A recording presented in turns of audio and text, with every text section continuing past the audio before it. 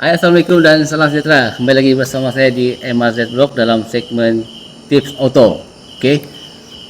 Untuk tips auto pada kali ini saya ditemani dua orang rakan. Okey, daripada sebelah sini Jamal MA dan daripada sini Amar, apa kau rasa? Okey, hari ini agak spesial lah. Setelah beberapa bulan kami dikurung PKP. Okey, anda pun semua sedia maklum. Anda pun kena kurung juga. Ya, sekarang ni dalam situasi PKPP kan. PKP masih dibenarkan lah untuk berjumpa. Okey, tanpa buang masa, untuk segmen tips auto pada kali ini saya ingin membincangkan lah tentang konten berkenaan dengan kereta automatik. Memandangkan kereta automatik ni ramai yang minat, ramai yang bertanya. Okey. Kalau ditengok konten-konten sebelum ini, anda boleh semak di sini konten tips auto. Banyak yang ingin mengetahui tentang pemanduan kereta automatik. Okey. Banyaklah soalan yang dipersoalkan.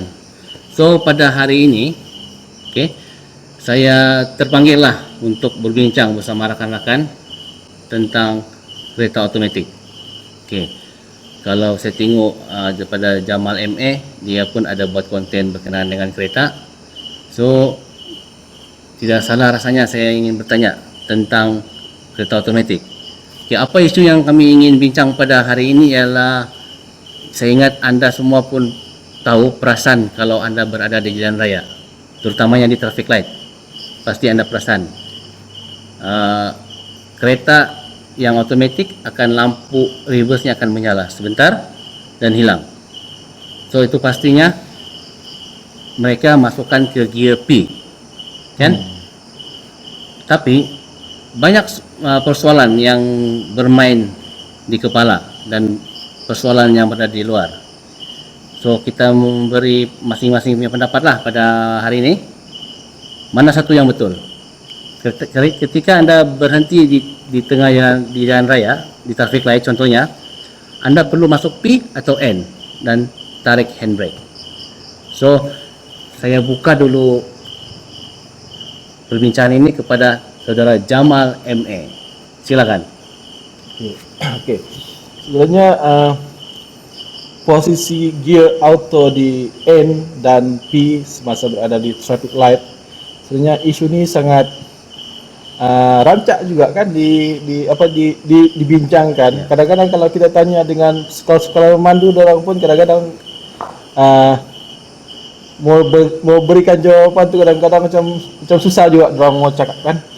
Jadi saya pernah tengok juga di media sosial orang share tentang buku manual penggunaan kereta Proton, okey, di mana di sana dia tunjuk kalau parking terlalu lama, dia sarankan kita switch gear ke N ataupun neutral kan.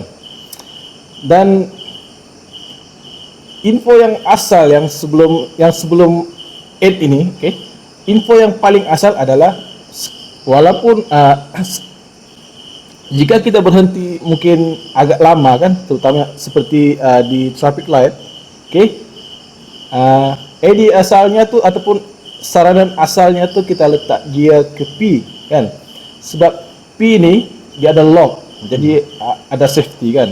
Walaupun kalau kita letak gear di N kemudian kita tarik handbrake tu ada safety juga, tetapi engineer yang mereka mesin-mesin ni semua kan, dia orang mencipta mesin dan memahami sifat manusia ataupun perangai manusia, bagaimana manusia melayan mesin.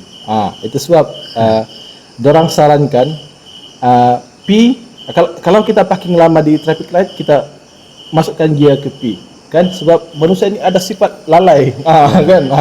Itulah, itu pendapat saya lah. Okey, itu pendapat saudara Jamal lah daripada channel Jamal MA. Kamu boleh cek juga channel Jamal MA ni banyak, okey, membincangkan tentang enjin kereta. So kalau kamu minat tentang enjin kereta, anda boleh semak. Saya sertakan link di bawah ni, Jamal MA. So itu pandangan saudara Jamal berkenaan dengan parking masukkan ke gear P. Okey, katanya sifat manusia yang suka lalai. Betul juga lah. Kan kadang-kadang kita sebagai manusia ni di zaman-zaman sekarang ni suka lagi main telefon, tiba-tiba lah pula berjalan ke depan.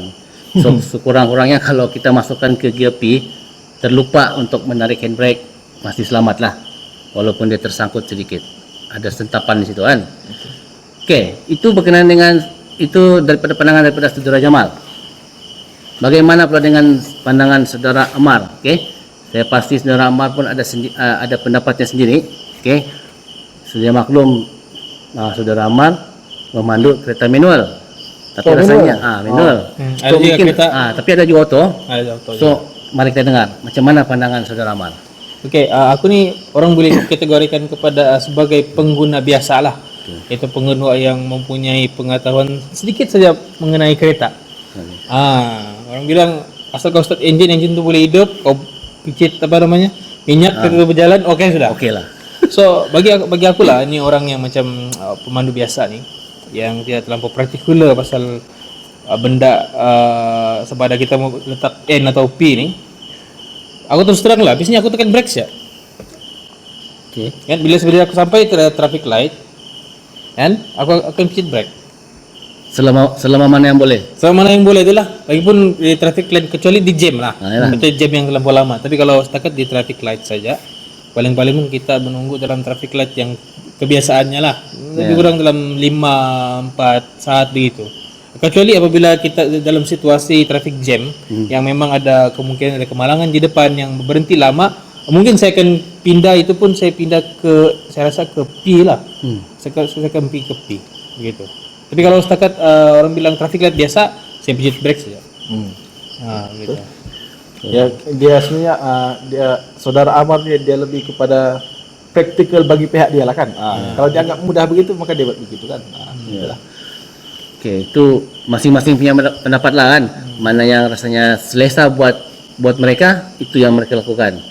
So pada pendapat saya boleh diterima lah kan, untuk masukkan ke gear P untuk keselamatan luar jangka ni. So itulah seperti yang saya katakan tadi kan, kita ni memang sifatnya suka leka kan, lebih-lebih lagi di traffic light, kena lagi jam. Jadi kalau katakanlah kalau tidak masuk ke gear P, terlupa lagi tarik handbrake, siap main handphone, Handbrake lagi putus.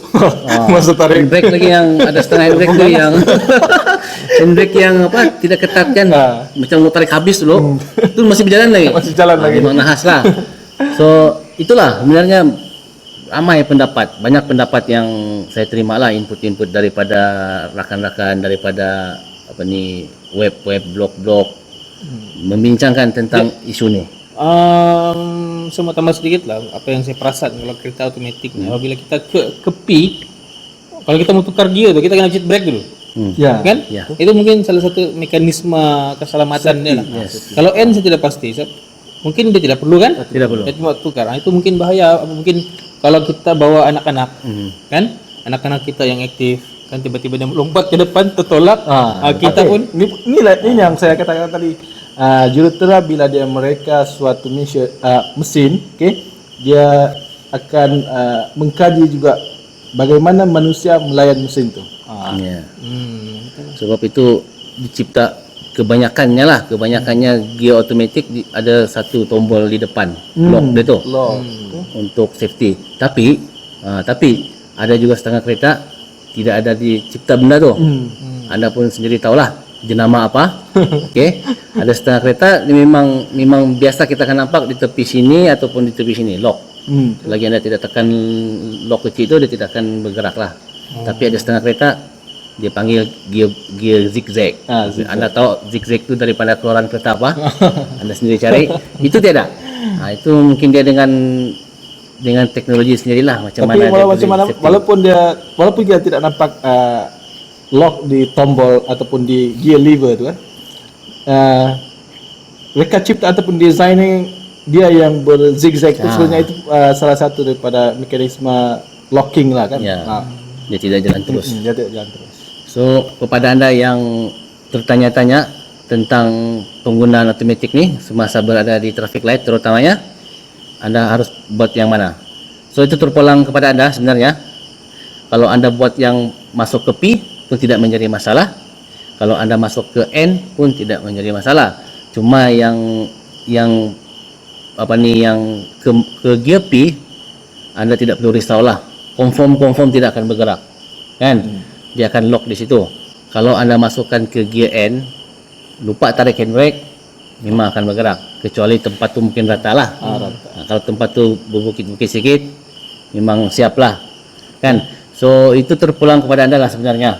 Anda akan pilih yang mana yang terbaik. Kalau mau selamat 100%, gunalah ke P. Ya. Jadi mungkin Anda ada persoalan yang lain, boleh kebukakanlah soalan itu di bawah ruangan komen ini, insyaallah. Mungkin kalau kami ada kelapangan, kami bertiga mungkin boleh jawab, ataupun kalau tidak kelapangan, saya sendiri akan jawablah persoalan-persoalan itu di masa akan datang, supaya Anda dapat fahamilah, okay, macam mana penggunaan gear automatic ini yang sebaik-baiknya. Okey, rasanya sampai di sini saja konten untuk penggunaan kereta automatik. Akan datang ada lagi konten-konten yang menarik, saya akan share lagi di MRZ Vlog. Assalamualaikum dan salam sejahtera. Jumpa lagi. Bye. Bye.